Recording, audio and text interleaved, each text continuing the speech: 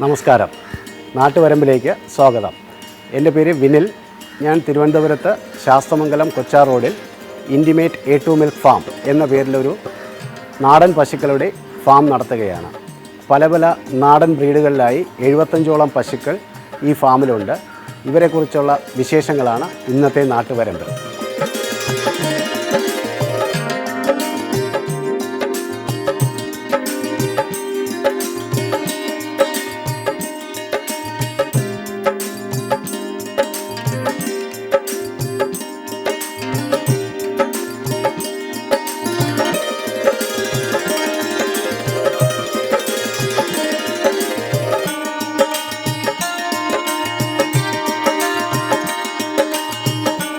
കുഞ്ഞുനാളിലെ മുതലേ പശുക്കളെ കണ്ട് വളർന്ന ഒരാളാണ്. എൻ്റെ വീട്ടിൽ എൻ്റെ കുട്ടിക്കാലം മുതൽ പശുക്കളുണ്ടായിരുന്നു. പിന്നെ 10-20 വർഷം പ്രവാസിയായിരുന്നു. അങ്ങനെ പ്രവാസ ജീവിതമൊക്കെ ഒരുവിധം കഴിയാറാകുന്ന സമയത്താണ് ക്യാമ്പസിനകത്ത് 2 കുഞ്ഞു വെച്ചൂർ പശുക്കളിൽ നിന്നാണ് ഇതിൻ്റെ തുടക്കം.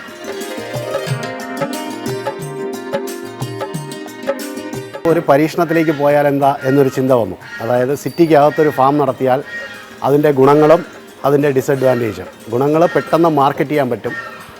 ഡിസഡ്വാൻറ്റേജ് ഓഫ് കോഴ്സ് നമ്മൾ ഫീഡ് ഉൾപ്പെടെ എല്ലാ പുല്ലുൾപ്പെടെ ദൂരെ കൃഷി ചെയ്ത് കൊണ്ടുവരണം. അപ്പോൾ ഇങ്ങനെയുള്ളൊരു പരീക്ഷണത്തിൻ്റെ ഭാഗമാണ് ഈ ഫാം.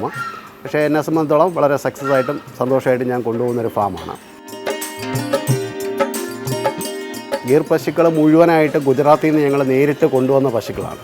അത് ഏറ്റവും നല്ല ക്വാളിറ്റി നോക്കി ഗുജറാത്തിൻ്റെ പല ഭാഗങ്ങളിൽ പോയി കണ്ട് അങ്ങനെ ഞങ്ങൾ കളക്ട് ചെയ്ത് വന്ന പശുക്കളാണ് ഈ നിൽക്കുന്നതെല്ലാം. ഇതെല്ലാം ഗിർ പശുക്കളാണ്. ഗുജറാത്തിലെ ഗിർ വനങ്ങളിലാണ് ഇവരുടെ ഉത്ഭവം. പക്ഷേ ഓരോരോ സ്ഥലങ്ങളിലും ഈ കളർ മാറുന്നതിനുമൊക്കെ അനുസരിച്ച് അവിടെ 2-3 തരത്തിൽ ഗിർ പശുക്കൾ അറിയപ്പെടും.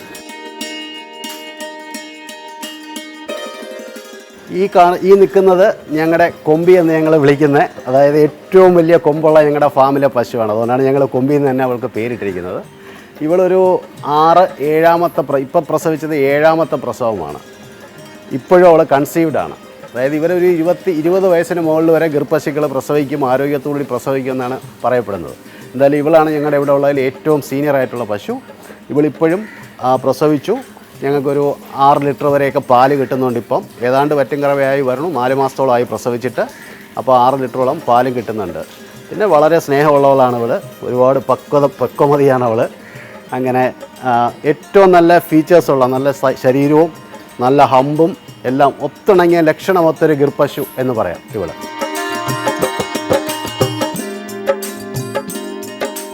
ഇപ്പം നമ്മുടെ നാട്ടിലെ വെച്ചൂർ പശുവിന് 1.5 ലിറ്ററാണ് മാക്സിമം പാല് കിട്ടുന്നതെങ്കിൽ ഈ പശുക്കൾക്ക് 10-15 ലിറ്റർ വരെ മാക്സിമം പാല് കിട്ടാം. ആവറേജ് 8-9 ലിറ്ററാണ് എനിക്കിവിടെ കിട്ടിക്കൊണ്ടിരിക്കുന്നത് പാലിൻ്റെ അളവ്. പക്ഷേ ഇതെല്ലാ ഹമ്പുള്ള പശുക്കളേ ഉള്ളൂ ഈ ഫാമിൽ. എല്ലാം A2 മിൽക്കാണ്. A2 ബീറ്റ കേസിനടങ്ങിയ പാലാണ് ഞങ്ങളിവിടെ നിന്ന് കൊടുക്കുന്നത്. എൻ്റെ അനുഭവത്തിൽ ഗീർ പശുക്കളുടെ പ്രത്യേകത അവർ വളരെ സ്നേഹമുള്ളവരാണ്, വളരെ ഇണങ്ങുന്ന കൂട്ടത്തിലാണ്. പക്ഷേ അവർക്ക് അവരുടെ അടുത്ത് ഇടപഴകുന്നവരടുത്ത് മാത്രമേ ഇടപഴകത്തുള്ളൂ. അല്ലാതെ ഒരാളെ കണ്ടു കഴിഞ്ഞാൽ ഭയങ്കര ഭയമാണ്. പിന്നെ അവർ ഇപ്പോൾ ഇവിടെ തന്നെ കണ്ടില്ലേ, ഞങ്ങൾ മൂക്ക് കയറൊന്നും ഒരു പശുക്കൾക്ക് ഇട്ടിട്ടില്ല.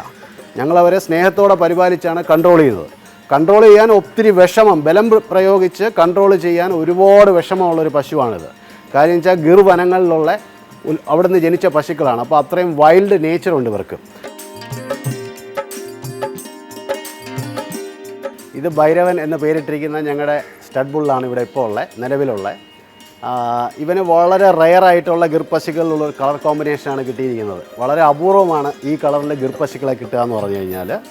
അങ്ങനെ ഞാൻ ആഗ്രഹിച്ച് നല്ല വില കൊടുത്ത് വില കൊടുത്ത് മേടിച്ചതാണ് ഇവനെ. പക്ഷേ അങ്ങനെ വലിയ ഇണക്കമൊന്നും ആയിട്ടില്ല അവന്. കുറച്ചൊരു 3 വർഷമായി ഇവിടെ വന്നിട്ടവൻ. എന്നാലും നല്ല പെർഫോമൻസ് ഉള്ളൊരു ബുള്ള് തന്നെയാണ്. ഇവൻ്റെ പ്രത്യേകത ഏറ്റവും നല്ല വിരിഞ്ഞ നെറ്റി, ആ കറക്റ്റ് കൊമ്പ്, ഒരു 4 വയസ്സിന് താഴെ പ്രായമുള്ളൂ. പിന്നെ ഹമ്പ്, അവൻ്റെ ആട അങ്ങ് താഴെ വരെ മുട്ടുന്ന ആടയാണ്. അങ്ങനെ നല്ല ലക്ഷണം ഉള്ള ഒരു ഗീറിൻ്റെ ബുള്ളാണിവൻ. പിന്നെ ഇവരുടെ സ്കിന്നിനും പ്രത്യേകതയുണ്ട്. വളരെ സ്മൂത്തായിട്ടുള്ള സ്കിന്നാണ്. പക്ഷേ പൊതുവേ ഈ ലാൽ കാബ്രി ഇനങ്ങൾ പശു ആയാലും ശരി ബുള്ളായാലും ശരി മറ്റേ ഈ ഭാവനഗർ ബ്രീഡ് പോലെയൊന്നും അത്രയ്ക്ക് അങ്ങോട്ട് ഇണക്കം വരികയില്ല. വളരെ വളരെ അപൂർവമായിട്ടേ നന്നായിട്ട് ഇണങ്ങി കിട്ടത്തുള്ളൂ. അങ്ങനെ ഒരു പ്രത്യേകതയുണ്ട് ഇവർക്ക്.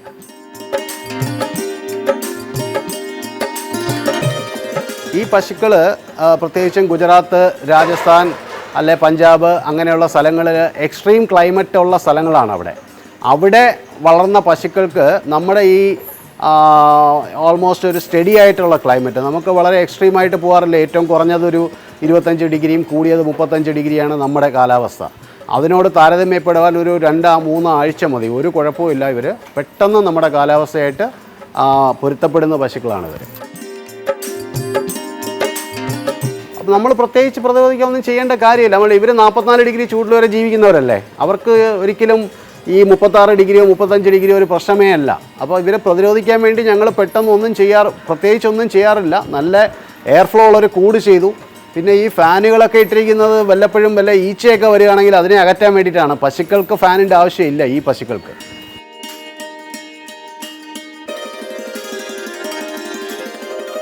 ഒരുപാട് അസുഖങ്ങൾക്ക് കാരണമാകുന്ന കോസോമോർഫിൻ 7 എന്ന് പറയുന്ന ഒരു എൻസൈം നമ്മുടെ ശരീരത്തിൽ തന്നെ ഉൽപ്പാദിപ്പിക്കപ്പെടും നമ്മൾ A1 ബീറ്റാ കേസിനടങ്ങിയ സാധാ പാല് കുടിക്കുമ്പോൾ. A2 ബീറ്റാ കേസിനടങ്ങിയ പാല് കുടിക്കുമ്പോൾ ഈ എൻസൈം ഒന്നും പ്രൊഡ്യൂസ് ചെയ്യാതെ തന്നെ ഇത് ഡൈജസ്റ്റ് ആവും. പിന്നെ ഒരുപാട് ഔഷധ ഗുണമുള്ള പാലാണ്, ഒരുപാട് വൈറ്റമിൻ D ഉൾപ്പെടെ ഉള്ള പാലാണ് A2 ബീറ്റാ കേസിനടങ്ങിയ പാല്.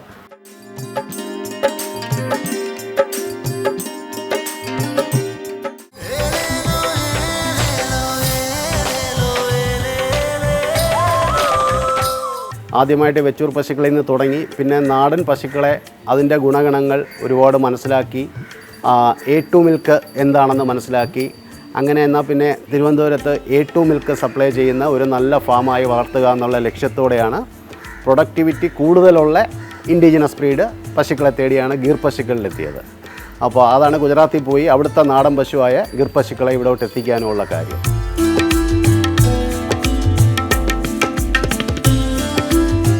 ബ്രീഡെന്ന് പറഞ്ഞു കഴിഞ്ഞാൽ ഗീർ എന്നുള്ളതാണ് ഗീർ പശുക്കൾ ബ്രീഡ്. അതേസമയം അവിടുത്തെ ഞാൻ നേരത്തെ സൂചിപ്പിച്ചതുപോലെ സ്ഥലത്തിൻ്റെ വ്യത്യാസമനുസരിച്ചും ഇവരുടെ പാറ്റേണിൻ്റെ വ്യത്യാസമനുസരിച്ചും 3 ടൈപ്പ് ഗീർ പശുക്കളുണ്ട്. അതിൽ ലിൽഡി ലിൽഡി എന്ന് പറയുന്ന ഇനമാണ് ഈ കറുപ്പും വെള്ളയും കോമ്പിനേഷൻ. പിന്നെ ഈ ബ്രൗൺ കാണുന്നത് ഭാവ്നഗർ ബ്രീഡാണ്. പിന്നെ ഈ ബ്രൗണും അതിൽ വെള്ള പുള്ളിയുള്ളത് ഒരെണ്ണം നമുക്കത് അവിടെ നിൽപ്പുണ്ട്, അതിന് ലാൽ കാബ്രി എന്ന് പറയും. അങ്ങനെയാണ് ഇതിൻ്റെ 3 വകഭേദങ്ങൾ പൊതുവായിട്ട് കൂടുതലായിട്ടുള്ള ഗീർ പശുക്കളുടെ 3 വകഭേദങ്ങൾ. കേരളത്തിൽ ഏറ്റവും കൂടുതൽ വരുന്നത് ഭാവ്നഗർ. ഇതാണ് ഒറിജിനൽ ഗീർ എന്ന് എല്ലാവരും പറയും, പക്ഷേ എല്ലാ ഒറിജിനൽ ഗീർ തന്നെയാണ്. അതിൽ കുറേ ഭാഗങ്ങളിൽ ഓരോരോ ദേശത്ത് കാണുന്ന ഗീർ പശുക്കളുടെ വ്യത്യാസം മാത്രമേ ഉള്ളൂ. കേരളത്തിലെ ഏറ്റവും കൂടുതൽ വരുന്ന ഗീർ പശുക്കൾ എല്ലാവർക്കും ഇഷ്ടം ഈ ബ്രൗൺ കളർ ഗീർ പശുക്കളാണ്. ഈ കാണുന്ന അതായത് ബ്രൗൺ കളറിൽ വെള്ള പുള്ളിയുള്ള ഇപ്പോൾ ഈ പശു, ഈ കുട്ടി, ഇവരൊക്കെയാണ് ലാൽ കാബ്രി എന്ന് പറയുന്ന 3ാമത്തെ വകഭേദം. പ്രത്യേകത ഇവരുടെ ഫിസിക്കൽ ഫീച്ചേഴ്സ് എല്ലാം സെയിം തന്നെയാണ്. ഇപ്പോൾ ഇത് കണ്ടില്ലേ, ചെവികളെല്ലാം താഴേക്ക് നല്ല ചെവിയാണ്, നല്ല ആടവരും, ഹമ്പ് കാണും. ഇതൊക്കെയാണ് ഇവരുടെ നല്ല ലക്ഷണങ്ങൾ. പിന്നെ കളർ കോമ്പിനേഷനിൽ മാത്രമേ ഉള്ളൂ വ്യത്യാസം, അല്ലാതെ ബാക്കി പാലിൻ്റെ ക്വാളിറ്റിയിലോ അവരുടെ രൂപത്തിലോ ഒന്നും വലിയ വ്യത്യാസമില്ല. ഞങ്ങൾ 7 പേരാണ്. അച്ഛന് സർക്കാർ ഉദ്യോഗസ്ഥമായിരുന്നു, അമ്മ ഹൗസ് വൈഫായിരുന്നു. അങ്ങനെ ഒരു സാധാരണ കുടുംബം തന്നെയാണ്. ഞാനിപ്പോൾ ഒരു എൻജിനീയറിംഗ് ബിരുദധാരിയാണ്. അത് കഴിഞ്ഞ് 10-20 വർഷം പുറത്ത് വർക്ക് ചെയ്തിട്ടാണ് ഞാൻ ഈ ഫീൽഡിലേക്ക് വന്നത്. ഇതിൻ്റെ ഒരു എൻജിനീയറിംഗ് എന്ന് പറഞ്ഞു കഴിഞ്ഞാൽ ഈ കൂട് ഡിസൈൻ ചെയ്തത് തന്നെ ഞാനാണ്. ഇപ്പോൾ ഫേസ് ടു ഫേസ് ഉള്ള ഈ കൂട്, പിന്നെ ഇത് ഈസ്റ്റ് വെസ്റ്റ് ഡയറക്ഷനിലാണ് എൻ്റെ പശുക്കൾ നിൽക്കുന്നത്.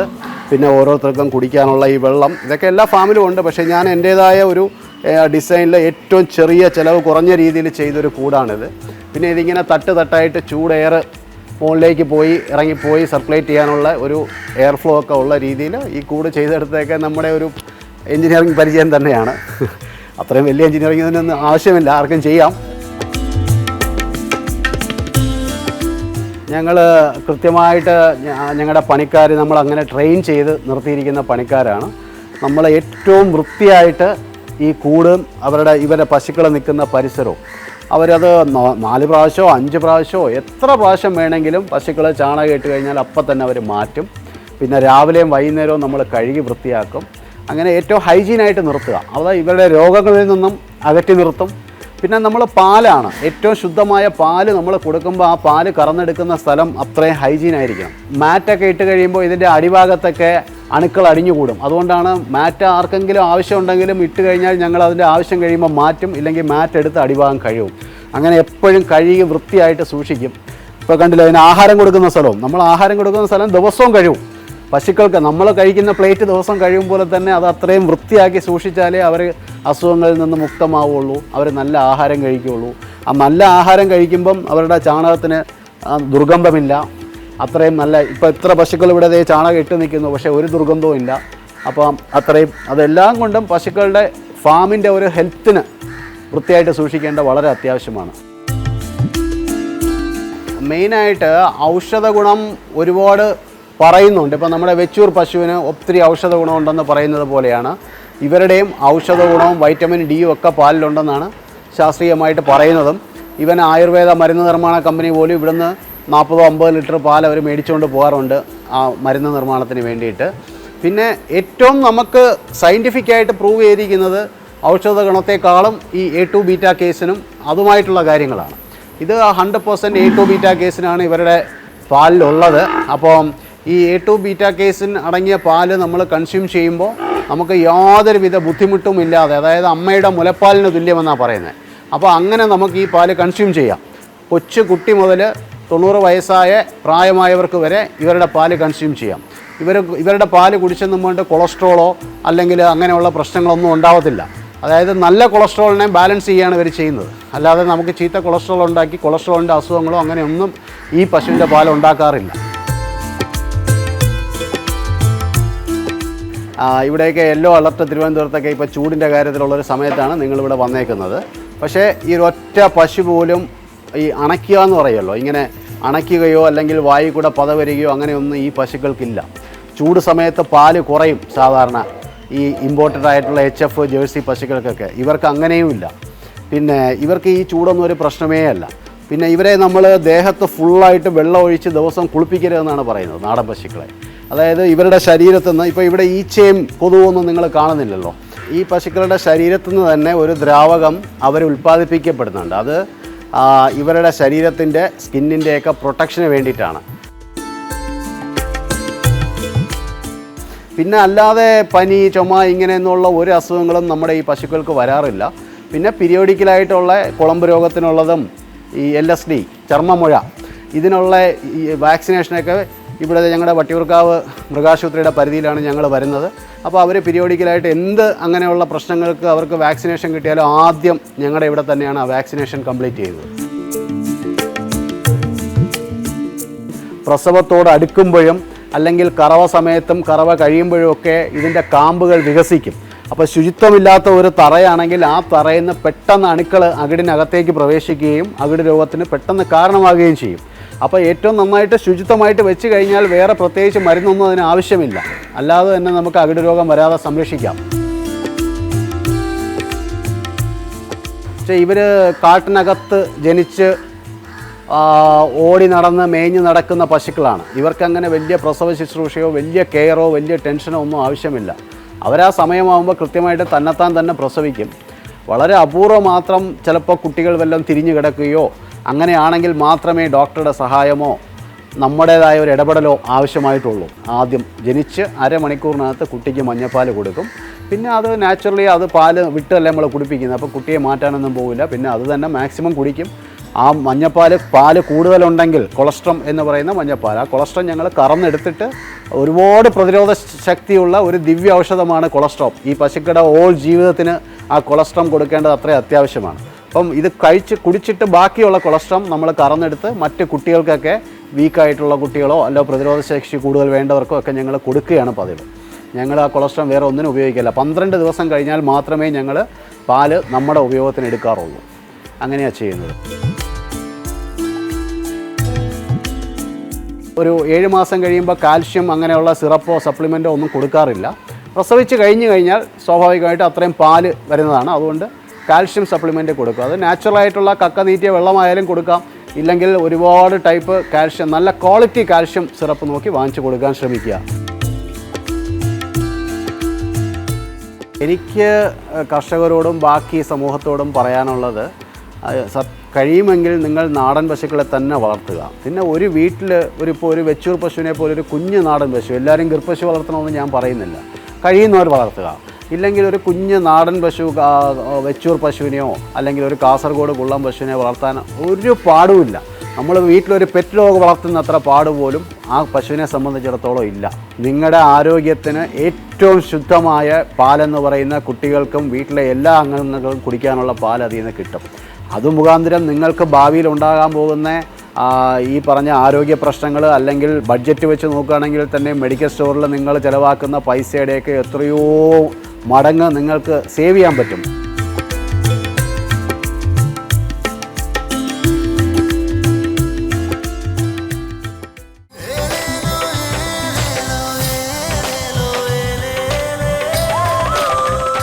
നാടൻ പശുക്കളെ വളർത്തുമ്പോൾ നമ്മൾ ഏറ്റവും കൂടുതൽ ശ്രദ്ധിക്കേണ്ടത് കരുതൽ, നമ്മൾ അവരോടുള്ള സ്നേഹം, പിന്നെ അവർക്ക് ആരോഗ്യം സംരക്ഷിക്കാനുള്ള ആഹാര രീതി, അത് കൃത്യമായിട്ട് കൈകാര്യം ചെയ്യുന്ന ആർക്കും നാടൻ പശുക്കളെ ഭംഗിയായിട്ട് വളർത്താവുന്നതാണ്.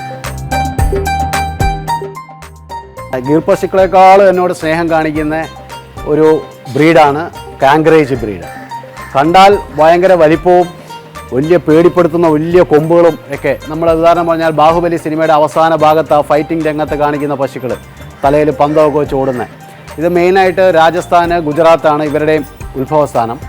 അപ്പോൾ ആ കാങ്കറേജ് പശുക്കളിലുള്ള ഒരു ആദ്യമായിട്ട് പ്രസവിക്കാൻ തയ്യാറെടുത്ത് നിൽക്കുന്ന, ഒരു മാസത്തിനകം പ്രസവിക്കുന്ന ഒരു പശുവാണ് ഇവിടെ സുരഭി എന്നാണ് പേര്. ഈ സുരഭി ഇവിടെ ജനിച്ചതാണ്. നല്ല സ്നേഹമുള്ളൊരു പശുവാണ്. ഈ കൊമ്പ് ഇങ്ങനെ വലുതായി ഇങ്ങനെ വരും. നമ്മുടെ ആനക്കൊമ്പ് താഴേക്കാണെങ്കിൽ ഇവളുടെ കൊമ്പ് ഇങ്ങനെ മുകളിലേക്ക് വലുതായിട്ട് വരും. നല്ല ലക്ഷണമുള്ള നല്ല ക്വാളിറ്റി ഉള്ളൊരു പശുവാണ് ഇവിടെ.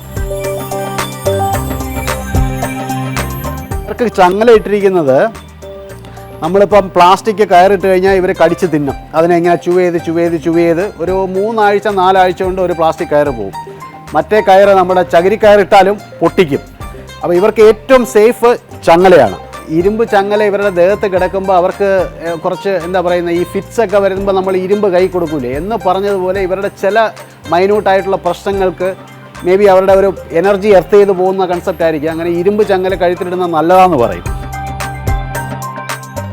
പശുക്കളുടെ ആഹാര രീതി അത് വളരെ ഇമ്പോർട്ടൻ്റ് ആണ്. കുറച്ച് നേരത്തെ ഞാൻ പറഞ്ഞായിരുന്നു, ആഹാരവും അവരുടെ ആരോഗ്യവും നോക്കിയാൽ നാടൻ പശുക്കളെ വളരെ എളുപ്പം വളർത്താമെന്ന്. അതുകൊണ്ട് ആഹാര രീതിയിൽ ഞങ്ങൾ ഫോളോ ചെയ്യുന്നത്, പല സ്ഥലത്തും പല രീതിയിൽ കർഷകർ ചെയ്യാറുണ്ട്. പക്ഷേ ഞങ്ങളുടെ ഇവിടുത്തെ രീതി എന്ന് പറഞ്ഞു കഴിഞ്ഞാൽ, ആദ്യം ഞങ്ങൾ കച്ചി ഇട്ട് കൊടുക്കും. കച്ചി അല്ലെങ്കിൽ ഇവിടെ വൈക്കോലെന്ന് പറയും. ഈ വൈക്കോല് ഞങ്ങൾ കട്ട് ചെയ്താണ് ഇട്ടെടുക്കുന്നത്. ഷാഫ് കട്ടറിൽ പുല്ല് കട്ട് ചെയ്യും പോലെ തന്നെ വൈക്കോല് കട്ട് ചെയ്തിടുമ്പം നോക്കൂ, ഈ പുൽക്കൂട്ടിക്കകത്തുള്ള വൈക്കോല് മുഴുവൻ പശുക്കൾ നന്നായിട്ട് കഴിക്കും. അവർക്ക് കഴിക്കാൻ എളുപ്പമാണ്. രണ്ടാമതായിട്ട് ഞങ്ങൾ പരുത്തിപ്പിണ്ണാക്കും ചോളപ്പൊടിയും കൂടെ മിക്സ് ചെയ്ത് അതിൻ്റെ ആ ഒരു മിക്സാണ് രണ്ടാമത് ഇട്ട് കൊടുക്കുന്നത്. അടുത്ത തീറ്റ കൊടുക്കും. കാലിത്തീറ്റ തന്നെ ഞങ്ങൾ കൊടുക്കുന്നുണ്ട്, അതും കൊടുക്കും. ഇത് മൂന്നും കൊടുത്തു കഴിഞ്ഞ് കറവ കഴിഞ്ഞ് അടുത്ത സെക്ഷനിലേക്ക് വരുമ്പോൾ, ഇപ്പം ഏതാനും നിമിഷങ്ങൾക്കകം കറവ കഴിയുമ്പോൾ നമ്മൾ സൈലേജും പുല്ലും കൂടെ, പച്ചപ്പുല്ലും കൂടെ ഇട്ട് കൊടുക്കും. അതോടുകൂടി അവരുടെ ഈ വൈകുന്നേരത്തെ ആഹാരം കഴിഞ്ഞു.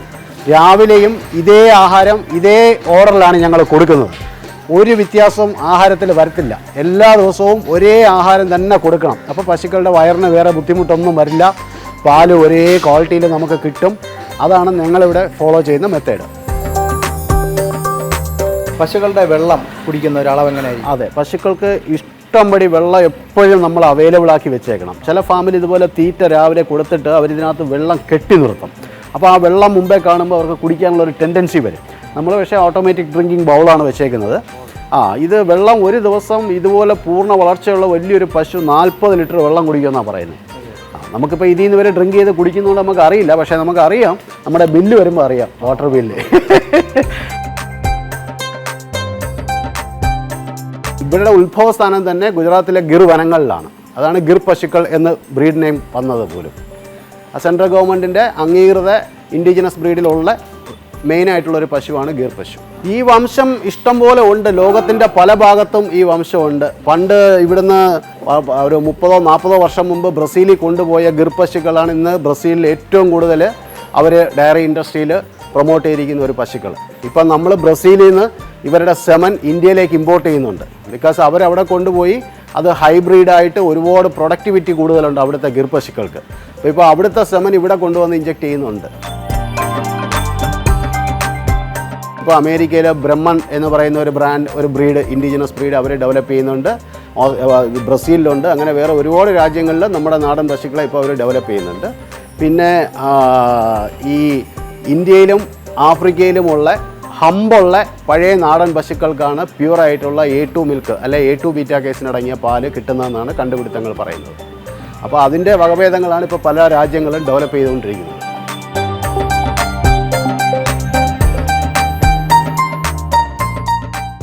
അതുപോലെ തന്നെ വളരെ സവിശേഷതകൾ നിറഞ്ഞതാണ് നാടൻ ഗോക്കളുടെ ചാണകം ലെയറായിട്ട് വളരെ കട്ടിയുള്ള ചാണകമായിരിക്കും ഇവരിൽ നിന്ന് വരുന്നത്.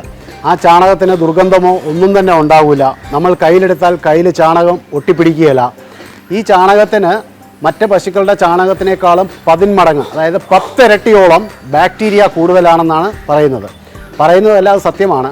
ആ ബാക്ടീരിയയുടെ പ്രവർത്തനം മൂലം ഈ ചാണകം നമ്മൾ തണലത്തിട്ടിരുന്നാൽ പോലും ഒരു 2 മാസം കൊണ്ട് ബാക്ടീരിയ പ്രവർത്തിച്ച് പൊടിഞ്ഞ് നല്ല ചെടികൾക്കും മറ്റും വളമിടാൻ പരുവത്തിന് ആയി കിട്ടുന്ന ചാണകമാണ്.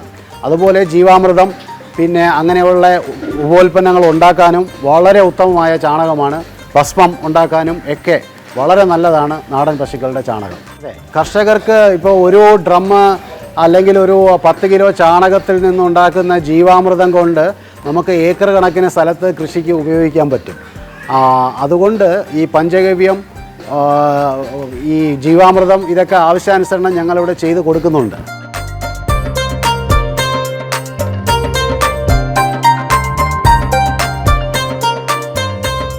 നാടൻ പശുക്കളുടെ ചാണകപ്പൊടി, ബ്ലാക്ക് ഗോൾഡ് എന്ന് വേണേൽ പറയാം. ഇത് നോക്കൂ, ഇത് വളരെ നല്ല നാച്ചുറലായിട്ട്, അതായത് നമ്മൾ സാധാരണ നമുക്ക് മാർക്കറ്റിൽ കിട്ടുന്ന ചാണകത്തെക്കാളും 10 മടങ്ങോളം ബാക്ടീരിയ കൂടുതലാണ് ഈ ചാണകത്തിൽ.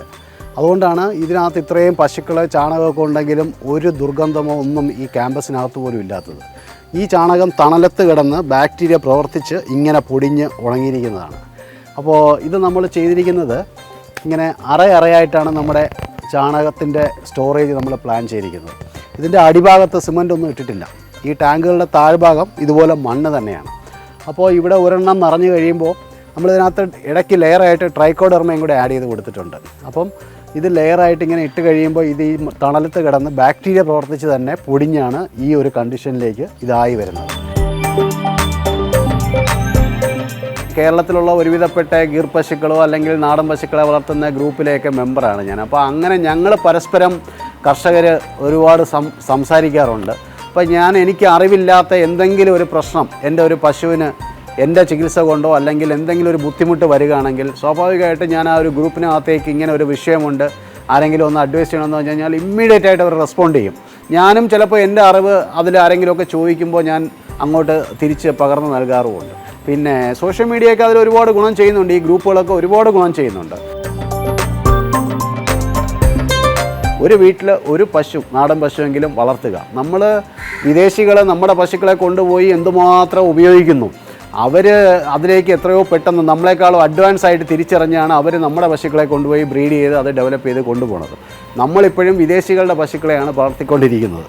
ആ പാലാണ് നമ്മൾ ഉപയോഗിക്കുന്നത്. അവർക്ക് അതുകൊണ്ട് ഇനിയെങ്കിലും നമ്മൾ മാറണം. നമ്മൾക്ക് പണ്ടുണ്ടായിരുന്ന നമ്മുടെ അസറ്റാണ് ഈ നാടൻ പശുക്കൾ. അതെല്ലാം നമ്മൾ ഉപേക്ഷിച്ചു. ഇനി അത് തിരിച്ചു വരട്ടെ. കേരളത്തിലെ ഓരോ വീടുകളിലും നാടൻ പശുക്കൾ തിരിച്ചു വരട്ടെ എന്നാണ് എൻ്റെ ആഗ്രഹം. അടുത്തൊരു തലമുറ വളരെ ആരോഗ്യമുള്ളതും ലോകത്തെ ആരെയും കോമ്പീറ്റ് ചെയ്യാൻ പറ്റുന്നൊരു തലമുറ നമുക്ക് വാർത്തെടുക്കാം. നാടൻ പശുക്കളുടെ വിശേഷങ്ങൾ ഇവിടം കൊണ്ട് അവസാനിക്കുന്നില്ല. ഇവരെക്കുറിച്ചുള്ള കൂടുതൽ വിശേഷങ്ങൾ നാട്ടുവരമ്പിൻ്റെ അടുത്ത എപ്പിസോഡിൽ കാണാം. നന്ദി, നമസ്കാരം.